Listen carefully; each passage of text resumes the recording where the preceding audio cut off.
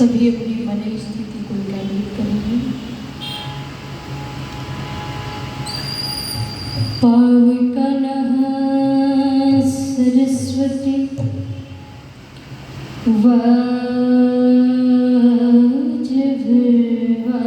वाजभिर्वाजिनीवते यजं वस्तु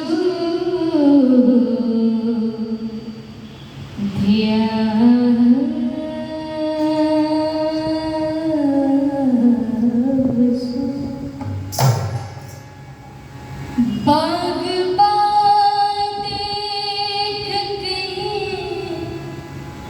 हिंद का गुलशन न जले,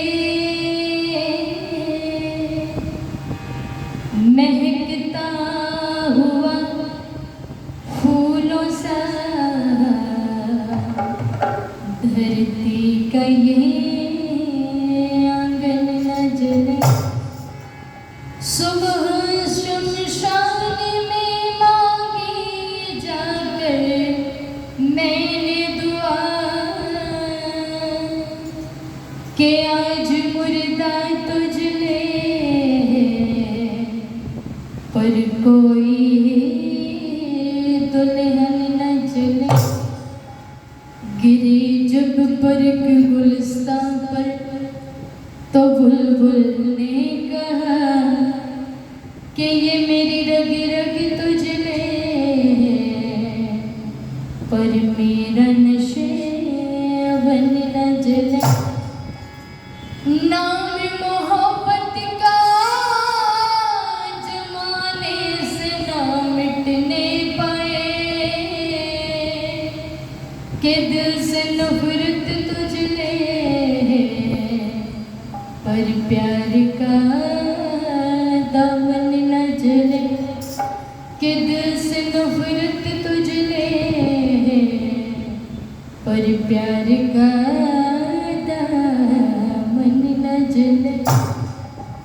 पर आज क्या हो रहा है कि आज पतझड़ हंसता मुस्काता है, घायल पड़ी बहार है। कैसा राम राजा यार फूल बना अंगार है, पतझड़ हंसता मुस्काता है, घायल पड़ी बहार है। कैसा राम राजा यार फूल बना अंगार है, पतझड़ हंसता मुस्कुराता है, घायल पड़ी बहार है। कैसा राम राजा यार फूल बना अंगार है, फूल बना अंगार है। आदर्शों की सड़ती फैशन की चौपाल में बहुत लड़खड़ाहट आई है, सच्चाई की चाल में। आदर्शों की सड़ती लाशें फैशन की चौपाल में बहुत लड़खड़ाहट आई है, सच्चाई की चाल में।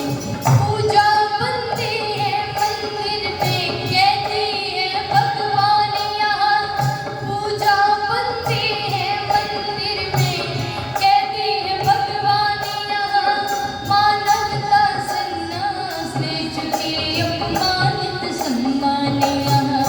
मानवता सन्यास ले चुकी अपमानित सम्मान यहाँ। नफरत का ही नाम दूसरा इस दुनिया में प्यार है। कैसा राम राजा यार बना भंडार है, पतझड़ हंसता मुस्कुराता है, घायल पड़ी बहार है। कैसा राम राजा यार बना भंडार है, बना भंडार है।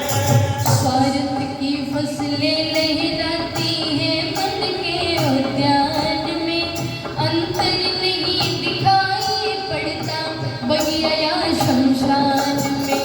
स्वार्थ की फसलें लहराती हैं मन के उद्यान में,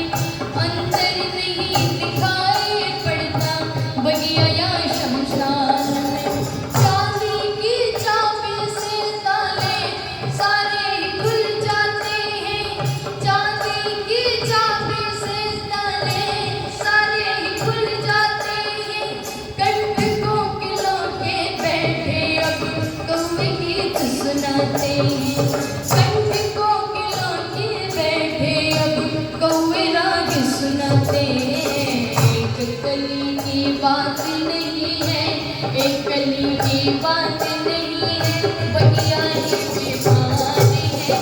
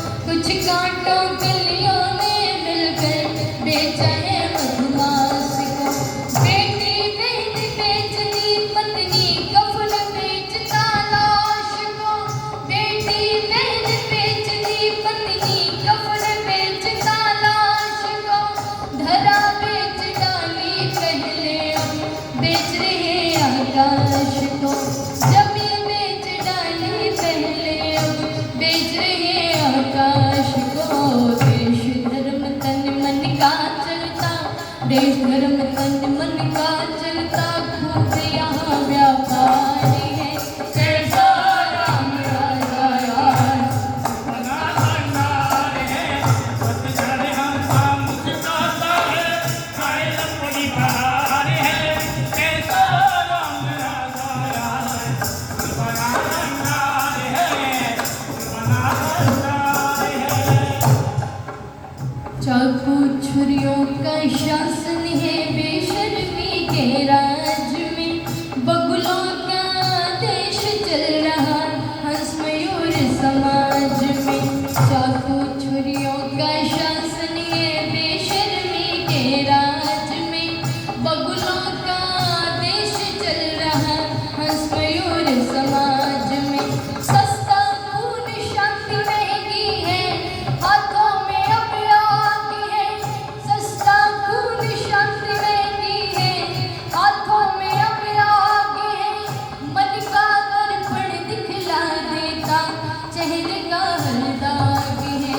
मन का दर्पण दिखला देता चेहरे का हर दाग है। पढ़ा और बेकार मनीषी, पढ़ा और बेकार मनीषी जीवन को अखबार है। कैसा राम राजा यार बना भंडार है, पतझड़ हमका मुस्कुराता है, खाए अपनी बहार है।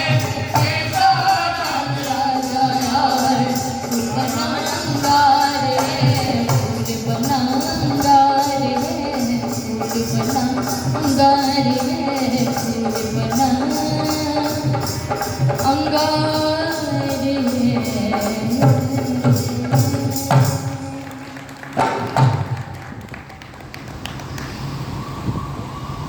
बहुत ही आदर और सम्मान श्रद्धा की योगी हम सभी के लिए प्रेरणा स्रोत, हम सभी के लिए सम्माननीय पूजनीय मंच का बड़ी तन्मयता के साथ में संचालन कर रहे हैं आदरणीय श्रद्धेय स्वामी ब्रह्मानंद जी महाराज। अपने आर्य समाज के बहुत ही सुदृढ़ और कर्मठ पुरोहित जो हैं आदरणीय श्रद्धेय करमवीर जी, आर्य जगत के बहुत उच्च कोटि के विद्वान, बड़ी ही सरलता और सौम्यता की प्रतिमूर्ति जो है आदरणीय श्री आचार्य सुश्रुत जी, और आर्य जगत की बहुत उच्च कोटि की उपदेशिका जो बड़ी ही शालीनता की धनी है आदरणीय श्रद्धेय बहन प्रियंका भारती जी। मेरे जीवन के प्रेरणा स्रोत जो एक परछाई की तरह से मेरे साथ रहते हैं श्रद्धेय मेरे पिता जगदीश जी, जिन्होंने मुझे बड़ी परिपक्वता के साथ में तैयार किया है। आज इस मंच पर मैं बैठ कर के कुछ बोल रही हूँ, साहस कर रही हूँ बोलने का, तो मेरे पिताजी का बदल और हमारे साथ में कंधे से कंधा मिलाकर के जो मुझे सहयोग करते हैं, मुझे हमेशा प्रेरित करते रहते हैं, महाशय बलवीर जी। सामने बैठे हुए समस्त धर्मनिष्ठ सज्जनों, बड़े ही प्रबुद्ध व्यक्तित्व यहाँ पर उपस्थित हैं। आर्य समाज के समस्त पदाधिकारी वृंद जो बड़ी कर्मठता के साथ में आर्य समाज को अपने खून और अपने पसीने से सींच रहे हैं, मैं आप सभी का सम्मान करती हूँ, हृदय से कोटि से नहीं बल्कि सतर्ष वंदन करती हूँ, अभिनंदन करती हूँ। और सामने बैठे हुए ये ब्रह्मचारी गण, आइए कुछ चर्चाओं को आप लोगों के मध्य में मैं साझा करने का प्रयास करूँगी। इसे आशा और विश्वास के साथ में ये आप लोग बड़े ध्यान से और श्रद्धा से सुनेंगे, चूँकि आप लोग सुनते हैं। ये जितना भी कार्यक्रम चल रहा है, इसको रिकॉर्डिंग वीडियो के माध्यम से जो प्रसारित कर रहे हैं, ये भाई क्या नाम है? अनुराग। इनका एक चैनल है वैदिक दर्पण चैनल। आप जितना भी यहाँ पर सुन रहे हैं वो तो आप सुन ही रहे हैं, जो आपसे छूट गया है वो भी आप सुन सकते हैं, और बाद में आपके सुनने की इच्छा हो तो भी आप सुन सकते हैं। इनका चैनल है ये वैदिक दर्पण, आप इसे सब्सक्राइब करेंगे और ज़्यादा से ज़्यादा वीडियो को शेयर करेंगे ताकि आर्य समाज का मिशन जो है वो फैल जाए।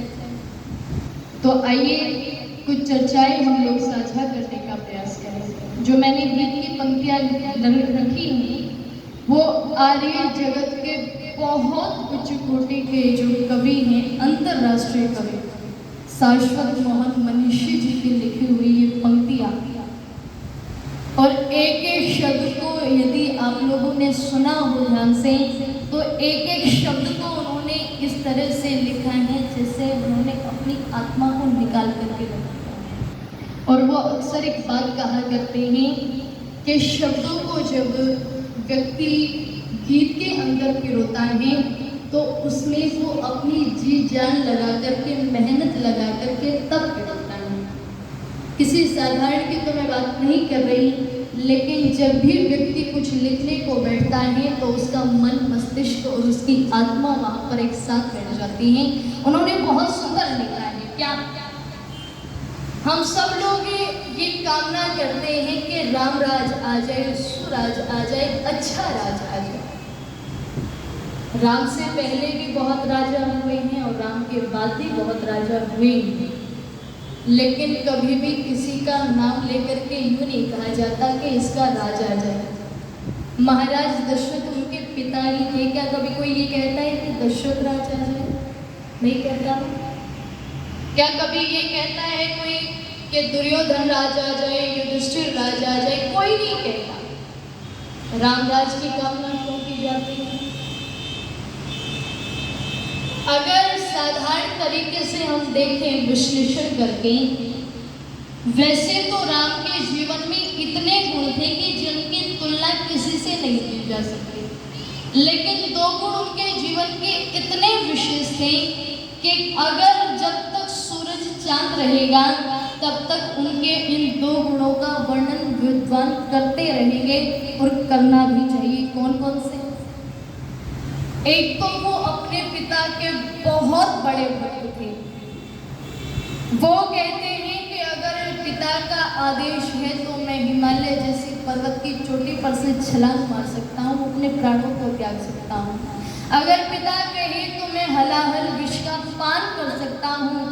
अगर पिता कहे तो मैं इस जीवन को नष्ट कर सकता हूँ। अगर पिता का ये आदेश है मुझे वन जाना है तो चाहे धरती इधर से उधर हो जाए, मैं पिता की आज्ञा का उल्लंघन नहीं करूँ। इतने बड़े पिता पिता। और दूसरा उनके जीवन का ऐसा गुण है जो उन्हें इतिहास के पन्नों में स्वर्णिम अक्षरों में अंकित करता है। कौन सा? कि उन्होंने अपने जीवन के अंदर कभी भी मर्यादा का उल्लंघन नहीं किया। ये तो गुण उनके जीवन के बहुत विशेष हैं।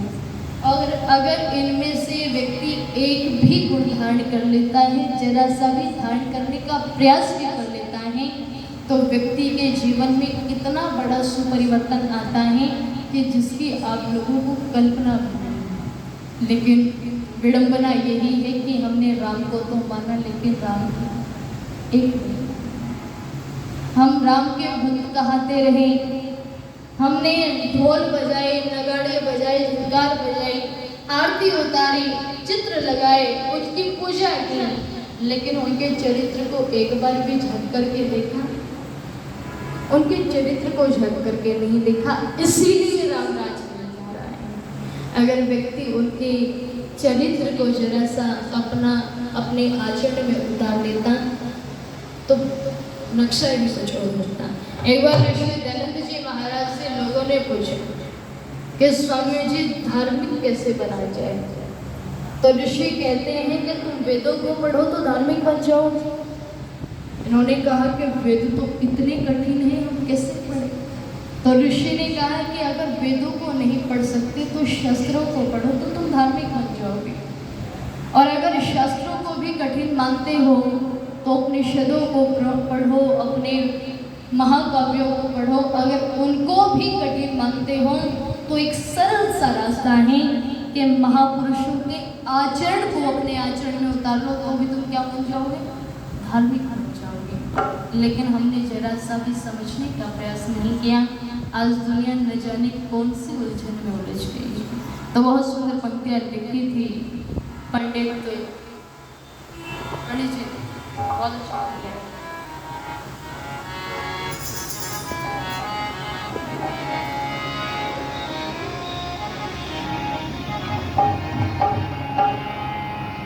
के आज उलझन में उलझी है दुनिया, कोई सुलझाने वाला नहीं है।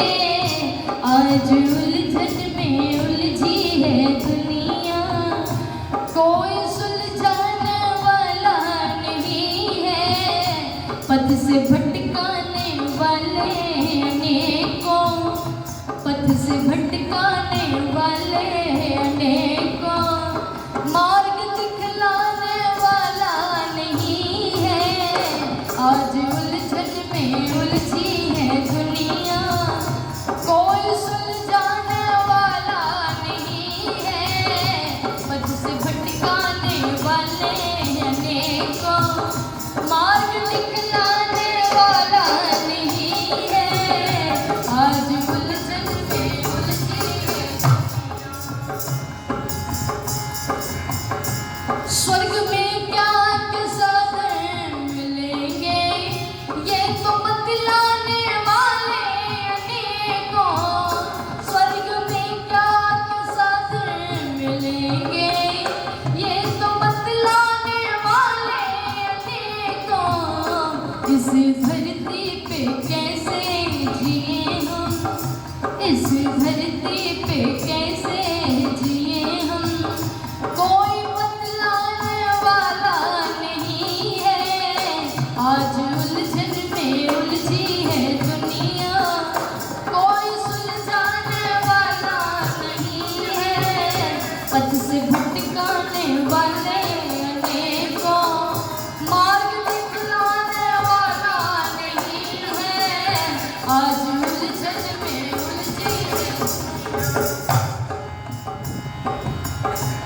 कोई हिंदू बना, कोई सिख बना, कोई ईसाई बना, कोई मुसलमान है। कोई हिंदू बना, कोई सिख बना, कोई ईसाई बना, कोई मुसलमान है।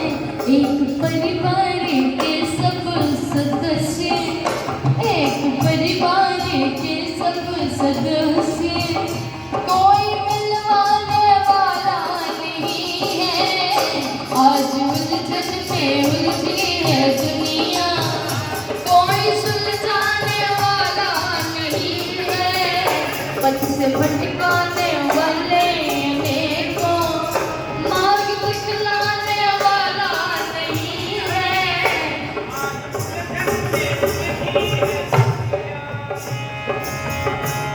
और हम लोगों ने सब कुछ जाना, हम लोग बड़े जानी मानी बने, हम लोगों ने बड़ी तरक्की की, हम डिग्री होल्डर हुए, इतनी उन्नति की हम लोगों ने, वेल एजुकेटेड हुए, सब कुछ किया, लेकिन जिसको जानना था वो तो जाना ही नहीं। एक समय वो था जब घरों के अंदर शादी विवाह आदि होते थे तो घरों के अंदर खाना बनाने वाली तो अपनी घर की महिलाएं होती थी और नाचने वाली बाहर से बुलाती। और आज हम लोग पढ़े लिखे हुए, हमने उन्नति की, आज क्या हो रही है, खाना बनाने वाली तो बाहर से आती है और नाचने वाली अपनी घर की महिलाएं। इतनी उन्नति की हम लोगों ने, और क्या लिखा,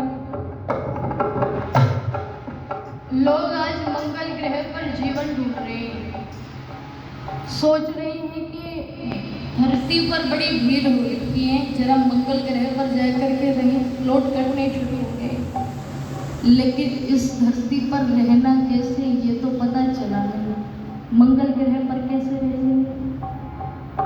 जरा सा हम लोग जानने का ये प्रयास करें कि हमारी संस्कृति थी क्या, आज क्या हो गई और आगे क्या होने वाली है। आप लोग अंदाजा लगा सकते हैं, जब इस देश के अंदर छोटी सी बेटी सुरक्षित नहीं है और 60 साल की बूढ़ी माँ सुरक्षित नहीं है, तो आप अंदाजा लगा सकते हैं। एक 6 साल की बेटी जब घर से स्कूल तक जाती है तो बाप को ये चिंता सताती रहती है कि पता नहीं मेरी बेटी घर वापस ठीक ठाक लौटेगी भी या नहीं। क्या हम रामराज की कल्पना भी कर सकते हैं?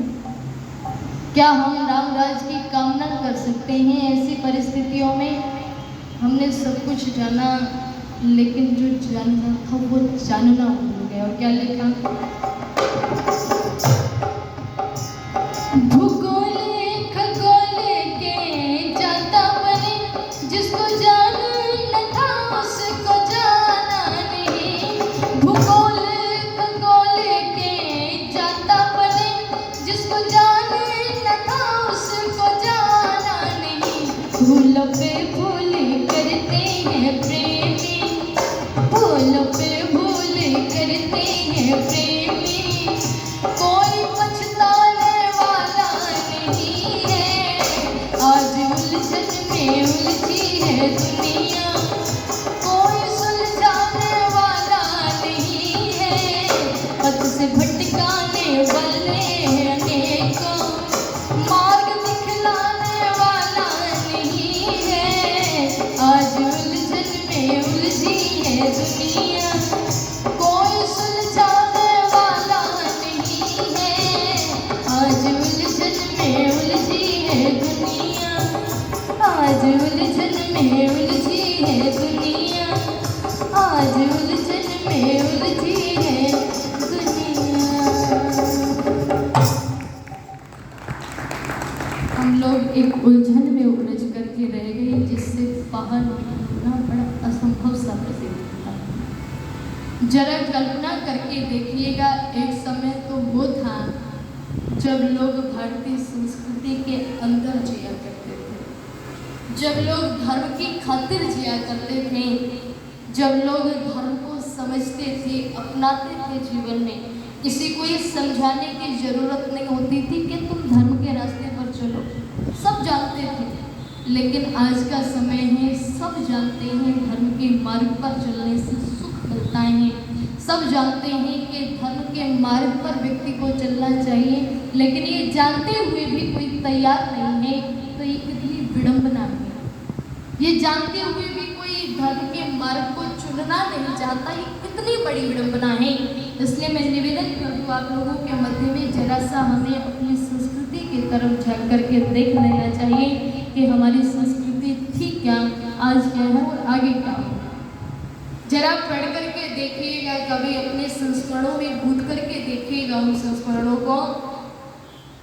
जब माता सीता, लक्ष्मण और श्री राम वन में थे, माता सीता ने लक्ष्मण से पूछा कि लक्ष्मण, पुष्पम दृष्ट्वा फलम दृष्ट्वा दृष्ट्वा तो नवयौवनम एकांते कांचनम दृष्ट्वा कस्य नो विजयम। माता सीता लक्ष्मण से पूछती हैं कि लक्ष्मण, इस दुनिया में ऐसा कौन सा व्यक्ति है जिसका मन सुंदर फूल को देख करके आकर्षित नहीं हो? और ऐसा कौन सा व्यक्ति है जिसका मन पके हुए फल को देख करके आकर्षित नहीं होता? और ऐसा कौन सा व्यक्ति है लक्ष्मण जिसका मन एकांत में लगे हुए सोने और चांदी के ढेर को देख करके विचलित नहीं होता? और लक्ष्मण, इस दुनिया में ऐसा कौन सा व्यक्ति है जिसका मन एकांत में सुंदर नवयौवना स्त्री को देख करके विचलित नहीं होता? तो इस पर लक्ष्मण यति उत्तर देते हैं कि सुनो माता सीता, सुनो माता सीता, माता यस्य पतिव्रता, पिता यस्य च धार्मिकः, एकांते कांचनम दृष्ट्वा तस्य नो विचलितः। यानी जिसकी माँ पतिव्रता और पिता धार्मिक संस्कारों से ओतप्रोत होता है, उसका मन कभी भी इन चारों चीजों से विचलित नहीं। ये तो हमारी भारतीय महान संस्कृति है। और आज आप लोग देख सकते हैं हमारी संस्कृति तिल तिल करके चल रही है, भारतीय संस्कृति तिल तिल करके चल रही है। इसलिए बहुत सुंदर पंक्तियाँ लिखी थी कवि ने। भगत सिंह ने इस देश के लिए इसलिए बलिदान नहीं दिया था कि लोग उनके गीत गाए उनको याद रखें, बल्कि इसीलिए बलिदान दिया था कि देश के अंदर सुराज आए, अच्छा राज आए, राम राज आए। लेकिन ये आज़ादी, उसका नाम आज़ादी है। आज की आज़ादी तो बर्बादी में बदल गई है। बहुत सुंदर पंक्तियाँ लिखी कवि ने। क्या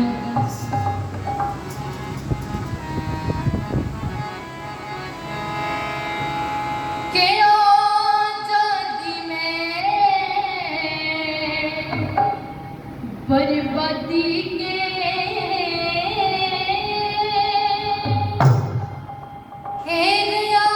आज़ादी में, बर्बादी के डंगे हो गए, भले आदमी जीने ते तंग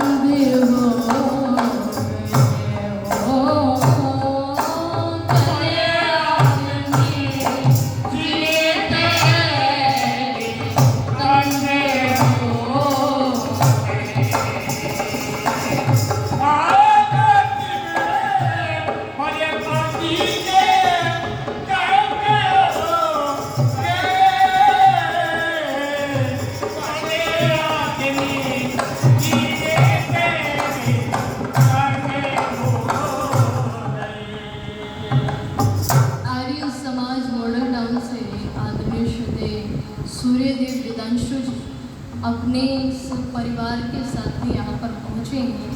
इनका बहुत बहुत स्वागत और अभिनंदन है। चूँकि हम इनकी नगरी में आए हैं तो आपका भी हक बनता है। बड़ा स्नेह ये मुझसे करते हैं, चूँकि मैं भी बड़ा सम्मान करता हूँ। और क्या लिखा एक समय था, क्या सारा दिन जंगल में मारी माँ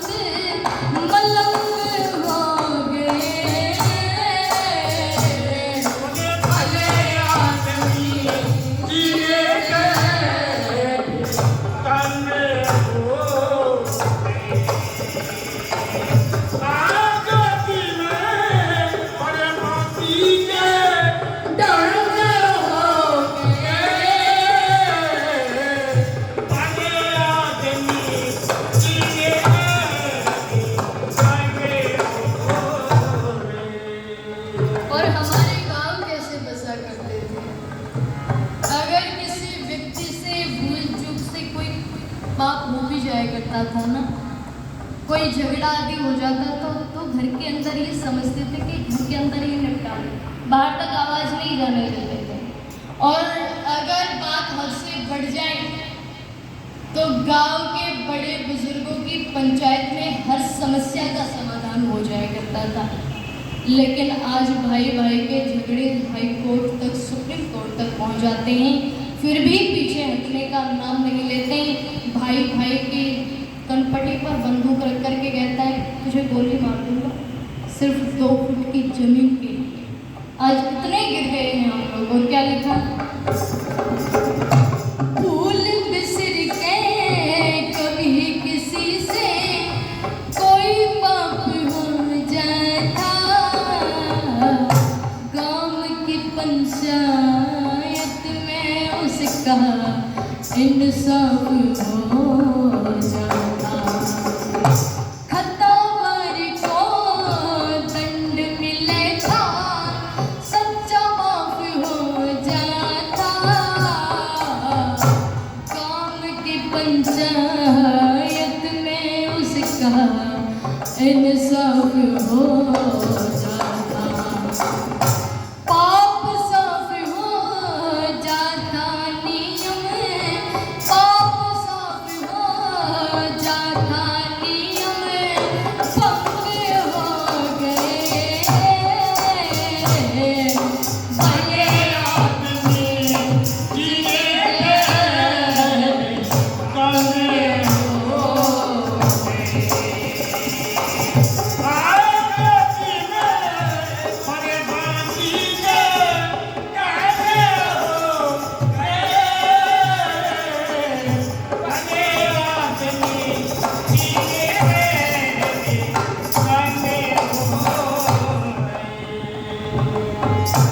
ना रही शर्म लिहाज देख लो, अब्बा धब्बी हो रे, धर्म कर्म होया लोभ निकम्मे, गुंडे पापी हो रे, प्रेमी अपने गज से नापे, ऐसे नापी हो रे, ना रही शर्म लिहाज देख लो, कपटी न सफी हो रे हो, ना रही शर्म लिहाज देख लो, कपटी न सफी हो रे, धर्म कर्म हुआ लोभ निकम्मे, गुंडे हो गए, भले आदमी जिए काले हो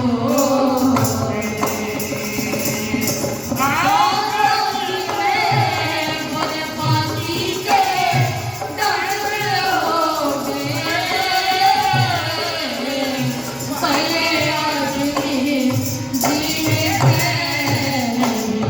तंग हो गए।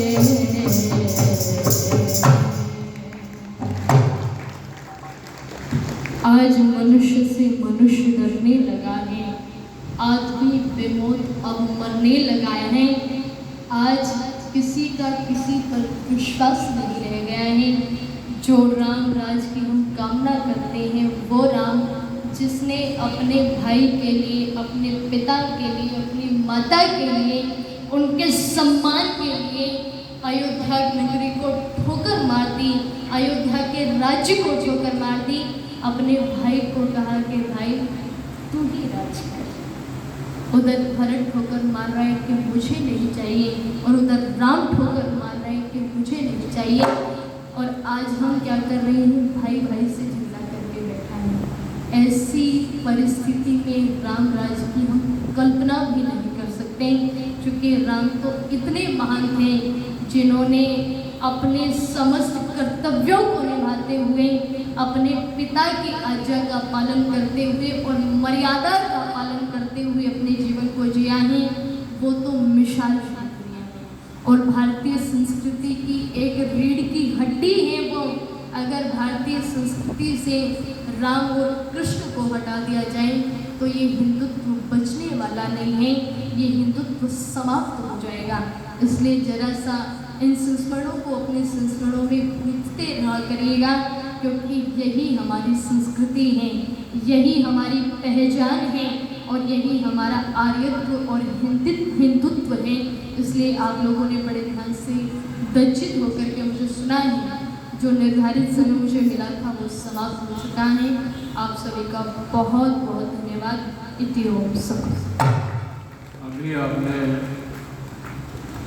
तन्नो आर्य जी से आज के परिप्रेक्ष्य में आज का मानव कहाँ से कहाँ विकास के नाम पर विनाश को प्राप्त हो रहा है, संस्कृति के नाम पर वो अपने सांस्कृतिक मूल्य को खोता चला जा रहा है,